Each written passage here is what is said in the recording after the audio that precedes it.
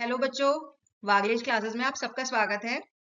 बच्चों, आज हम हिंदी की बुक क्षितिज के लेसन संस्कृति के क्वेश्चन आंसर्स करेंगे और साथ ही इसके पीवाईक्यूज करेंगे।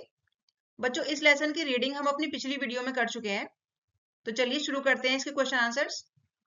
इस लेसन का पहला प्रश्न है, लेखक की दृष्टि में सभ्यता और संस्कृति की सही समझ अब तक क्यों नहीं बन पाई है? इसका उत्तर है, लेखक की दृष्टि में सभ्यता और संस्कृति की सही समझ अब तक इसलिए नहीं बन पाई है क्योंकि सभ्यता और संस्कृति ऐसे शब्द हैं जिनका उपयोग बहुत होता है, लेकिन सही अर्थ कम ही लोग समझ पाते हैं। जब इनके साथ भौतिक या आध्यात्मिक जैसे विशेषण जुड़ जाते हैं, तो शब्दों का थोड़ा बहुत जो अर्थ समझ आया होता है, वो भी गड़बड़ हो जाता है।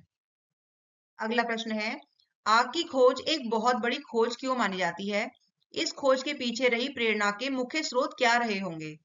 इसका उत्तर है, आग की खोज एक बहुत बड़ी खोज इसलिए मानी जाती है क्योंकि इससे मानव जीवन में बहुत बड़ा बदलाव आया है। जैसे आग से भोजन पकाना संभव हुआ। इस खोज के पीछे मुख्य प्रेरणा का स्रोत पेट की भूख को शांत करने की भौतिक आवश्यकता रही होगी। इसके अलावा ठंड से बचाव और जंगली जानवरों से सुरक्षा भी सहायक कारण रहे होंगे।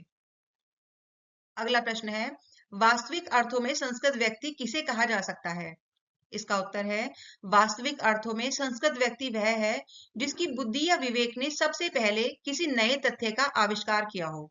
जैसे न्यूटन, जिसने गुरुत्वाकर्षण के सिद्धांत का आविष्कार किया, और इसके अलावा जिसने सबसे पहले सुई धागा बनाने का विचार किया, वह जिसने सबसे पहले आग की खोज की। अगला प्रश्न है, न्यूटन को संस्कृत मानव कहने के पीछे कौन से तर्क दिए गए हैं? न्यूटन द्वारा प्रतिपादित सिद्धांतों एवं ज्ञान की कई दूसरी बारीकियों को जानने वाले लोग भी न्यूटन की तरह संस्कृत नहीं कहला सकते, क्यों? इसका उत्तर है, न्यूटन को संस्कृत मानव कहा गया क्योंकि उन्होंने गुरुत्वाकर्षण सिद्धांतों का सबसे पहले आविष्कार किया। आज के विद्यार्थी जो उनके सिद्धांत और उससे भी अधिक ज्ञान रखते हैं, उन्हें न्यूटन जैसा संस्कृत नहीं कहा जा सकता। ऐसा इसलिए है क्योंकि उन्हें यह ज्ञान अनायास ही विरासत में मिला है। उन्होंने खुद वह सिद्धांत खोजा नहीं है। अगला प्रश्न है, किन महत्वपूर्ण आवश्यकताओं की पूर्ति के लिए सुई धागे का आविष्कार हुआ होगा? इसका उत्तर है, सुई धागे का आविष्कार मुख्य रूप से दो महत्वपूर्ण आवश्यकताओं की पूर्ति के लिए हुआ होगा। पहला, ठंड या गर्मी से बचने के लिए कपड़े सिलना। दूसरा, शरीर को सजाने और ढकने की प्रवृत्ति को पूरा करना। इस आविष्कार ने मानव को वस्त्रों को व्यवस्थित रूप देने की योग्यता दी। अगला प्रश्न है, मानव संस्कृति एक अविभाज्य वस्तु है। किन्हीं दो प्रसंगों का उल्लेख कीजिए जब मानव संस्कृति को विभाजित करने की चेष्टा की गई। इसका उत्तर है, मानव संस्कृति को तब विभाजित करने की चेष्टा की गई जब लोगों ने संस्कृति के नाम पर कूड़े करकट या रीति रिवाज को ही पकड़ लिया और उसे बचाने के लिए ग्रुपबाजी व लड़ाई झगड़े शुरू किए गए। इसके अलावा जब मानव ने आत्म विनाश के साधनों का आविष्कार किया, तब संस्कृति को हानिकारक और अकल्याणकारी हिस्सों में बांटने का प्रयास हुआ। अगला है, जब मानव संस्कृति ने अपने एक होने का प्रमाण दिया। इसका उत्तर है, लेखक कहते हैं कि हमारी मानव संस्कृति एक है, इसे बांटा नहीं जा सकता। इसका सबूत हमें तब मिलता है जब लोग दया और त्याग दिखाते हैं। जैसे जब महात्मा बुद्ध जैसे किसी महान व्यक्ति ने पूरी मानवता की भलाई के लिए अपना सब कुछ छोड़ दिया, या जब कोई आदमी अपने मुंह का खाना किसी दूसरे भूखे को खिला देता है। अगला प्रश्न है, आशय स्पष्ट कीजिए। मानव की जो योग्यता उसे आत्म विनाश के साधनों का आविष्कार कराती है, हम उसे उसकी संस्कृति कहें या असंस्कृति? इसका उत्तर है, इस कथन का आशय यह है कि मानव की वह योग्यता जिससे विनाशकारी हथियार जैसे बम बनते हैं, वह संस्कृति नहीं हो सकती। लेखक कहते हैं कि अगर संस्कृति का परिणाम आत्म विनाश है, तो वह असंस्कृति है। इसका सीधा मतलब है कि सच्ची संस्कृति वही है जिसका लक्ष्य केवल और केवल मानव कल्याण हो, ना कि विनाश। अगला प्रश्न है, लेखक अपने दृष्टिकोण से सभ्यता और संस्कृति के बारे में क्या सोचते हैं, लिखिए। इसका उत्तर है, लेखक की दृष्टि में संस्कृति किसी चीज को खोजने की योग्यता है, जबकि सभ्यता उस खोज का परिणाम है, जैसे हमारे रहन सहन के तरीके। वह मानते हैं कि यदि संस्कृति से कल्याण की भावना हटा दी जाए, तो वह असंस्कृति बन जाएगी, जिसका परिणाम असभ्यता होगा। इसलिए कल्याण ही संस्कृति का मूल आधार है। अगला प्रश्न है, निम्नलिखित सामासिक पदों का विग्रह करके समास का भेद भी लिखिए। तो बच्चों यहाँ पर कुछ शब्द दिए गए हैं, इनका समास विग्रह करना है हमें और उसका भेद बताना है। जिसमें पहले का है गलत सलत का है, विग्रह होगा गलत और सलत, और इसका समास होगा, ये द्वंद्व समास है। अगला है महामानव, इसका विग्रह है महान है जो मानव, और इसका समास होगा कर्मधारय समास। अगला है हिंदू मुस्लिम, इसका विग्रह होगा हिंदू और मुस्लिम, और इसका समास होगा द्वंद्व समास। अगला है सप्त ऋषि, इसका विग्रह है सात ऋषियों का समूह, और समास होगा इसका द्विगु समास। बच्चों इस लेसन के क्वेश्चन आंसर्स यहीं पर समाप्त हो जाते हैं। अब कुछ पीवाईक्यूज हैं।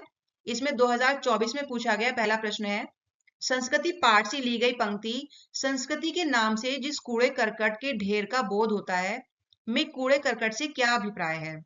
इसका उत्तर है, संस्कृति पाठ में कूड़े करकट से लेखक का अभिप्राय उन पुरानी बेकार और नुकसान पहुंचाने वाली रूढ़ियों, परंपराओं और गलत धारणाओं से है जिन्हें लोग अंधविश्वास के कारण आज भी संस्कृति के नाम पर पकड़कर बैठे रहते हैं। लेखक के अनुसार ये चीजें ना तो असली संस्कृति है और ना ही इन्हें बचाकर रखने की कोई जरूरत है, क्योंकि ये मानव कल्याण में बाधा डालती हैं। अगला प्रश्न है, मानव की आरंभिक खोजों यथा आग, पहिया आदि की खोज के पीछे क्या प्रेरणा रही होगी, संस्कृति पाठ के आधार पर लिखिए। इसका उत्तर है, संस्कृति पाठ के अनुसार आग या पहिए जैसी आरंभिक खोजों के पीछे मुख्य प्रेरणा भौतिक आवश्यकताएं थी। सबसे मुख्य प्रेरणा पेट की भूख को शांत करना था ताकि भोजन को पकाया जा सके। इसके साथ ही जीवन को अधिक सुरक्षित और सुविधाजनक बनाने की इच्छा भी प्रेरणा का स्रोत रही होगी। अगला प्रश्न है, संस्कृति पाठ के आधार पर सभ्यता और संस्कृति के बीच के अंतर को उदाहरण सहित स्पष्ट कीजिए। इसका उत्तर है, संस्कृति वह योग्यता या सोचने की शक्ति है जिससे कोई व्यक्ति नई चीज खोजता है, जबकि सभ्यता उस खोज का परिणाम है। जैसे जिस योग्यता के बल पर किसी व्यक्ति ने सबसे पहले आग जलाने का विचार किया, वह संस्कृति है, और वह आग जो आज हर घर में चूल्हे पर जलती है, वह सभ्यता है। अगला प्रश्न है, क्या संस्कृति के समान असंस्कृति भी होती है, स्पष्ट कीजिए। इसका उत्तर है, संस्कृति पाठ के आधार पर जब संस्कृति का नाता मानव कल्याण की भावना से टूट जाता है तो वह असंस्कृति बन जाती है। यह वह योग्यता है जो मनुष्य से आत्मविनाश के साधन जैसे खतरनाक हथियार बनवाकर उसे नुकसान पहुंचाती है। ऐसी असंस्कृति का परिणाम हमेशा असभ्यता ही होता है। 2023 में पूछा गया प्रश्न है, संस्कृति पाठ के आधार पर लिखिए कि आज के विज्ञान के विद्यार्थियों को लेखक न्यूटन के मुकाबले कहाँ देखता है। उसकी बातों से अपनी सहमति या असहमति तर्कों द्वारा साबित कीजिए। इसका उत्तर है, संस्कृति पाठ के आधार पर लेखक आज के विज्ञान के विद्यार्थी को न्यूटन के मुकाबले अधिक सभ्य देखता है, पर न्यूटन जितना संस्कृत नहीं। इससे सहमत है क्योंकि विद्यार्थी को न्यूटन का ज्ञान अनायास ही प्राप्त हो जाता है।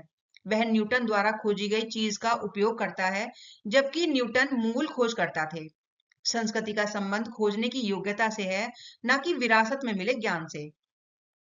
अगला प्रश्न है, संस्कृति पाठ के लेखक किन तर्कों के आधार पर न्यूटन को संस्कृत मानव कहते हैं? क्या आप भी उनसे सहमत हैं? इसका उत्तर है, लेखक न्यूटन को संस्कृत मानव कहते हैं क्योंकि उन्होंने अपनी बुद्धि से गुरुत्वाकर्षण के सिद्धांत का सबसे पहले आविष्कार किया। मैं इस तर्क से सहमत हूं क्योंकि संस्कृति का संबंध मौलिक योग्यता यानी खोजने की शक्ति से है। अगला प्रश्न है, भदंत आनंद कौशल्यायन के अनुसार संस्कृति से क्या अभिप्राय है? इसका उत्तर है, संस्कृति से अभिप्राय उस मौलिक शक्ति से है जो इंसान को काम करने के लिए प्रेरित करती है। यह वह शक्ति है जो आग की खोज कराती है, तारों की जानकारी देती है या किसी महामानव से मानव कल्याण के लिए सर्वस्व त्याग कराती है। लेखक के लिए यह शक्ति ज्ञान की प्यास और दयालुता से जुड़ी होती है। तो बच्चों, इस तरह से इस लेसन के क्वेश्चन आंसर्स और इसके पीवाईक्यूज यहीं पर समाप्त हो जाते हैं। मैं आशा करती हूँ आपको सभी के आंसर समझ में आए होंगे। अगर आपको ये वीडियो पसंद आई है तो वीडियो को लाइक और शेयर करें और चैनल को सब्सक्राइब करना बिल्कुल ना भूलें, जिससे आने वाली वीडियोस आप तक पहुंच सके। Thank you.